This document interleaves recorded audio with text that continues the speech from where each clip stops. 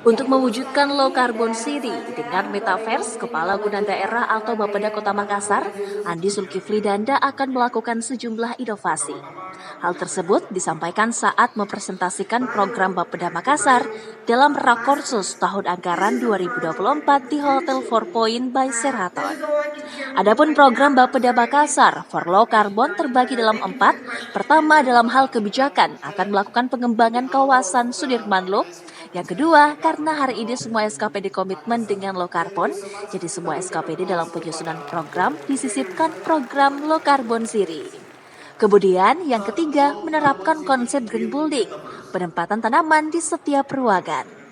Terakhir dan yang keempat, di lingkup Bapeda Makassar, pola kerja dan perilaku pegawai Bapeda, penempatan sistem digitalisasi office, mengurangi penggunaan kertas, penyimpanan data melalui cloud atau G-Drive, manfaatan bus Transmabida Sata dalam rangka mengurangi penggunaan kendaraan pribadi, membawa kantong belanja sendiri, dan membawa tumbler.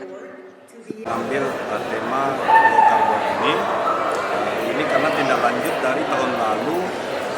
Tema yang Rakorsus tahun lalu itu terkait mengenai Resident City, Kota Bandung, bagaimana kota beradaptasi dalam menghadapi perubahan iklim. Nah, sekarang Pak Wali Kota menginstruksikan kepada semua SKPD untuk membuat program dan kegiatan yang berbasis low carbon.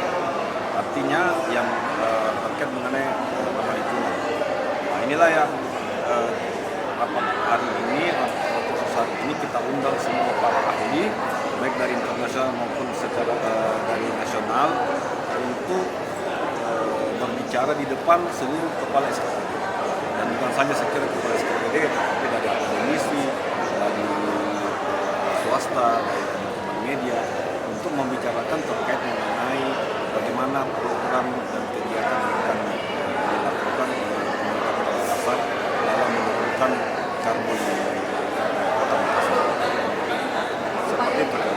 Ya, itu tadi yang sudah dijelaskan oleh Pak Wali, bahwa Pak Wali akan membuat perencanaan kegiatan program, misalnya pengadaan solar cell untuk di kantor-kantor pemerintah, baik itu di sekolah, kemudian di kantor-kantor. Kemudian yang kedua terkait juga mengenai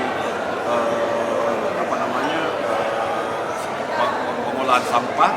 Nah, ini kan Pak sudah menginstruksikan untuk tahun ini juga akan ada PSL, pengolahan sampah berbasis energi atau listrik, waste energi. Nah, ini juga bagian dari low carbon. Kemudian ada juga terkait mengenai misalnya transportasi yang ramah lingkungan. Kendaraan-kendaraan yang dimiliki oleh Pemkot awalnya dulu adalah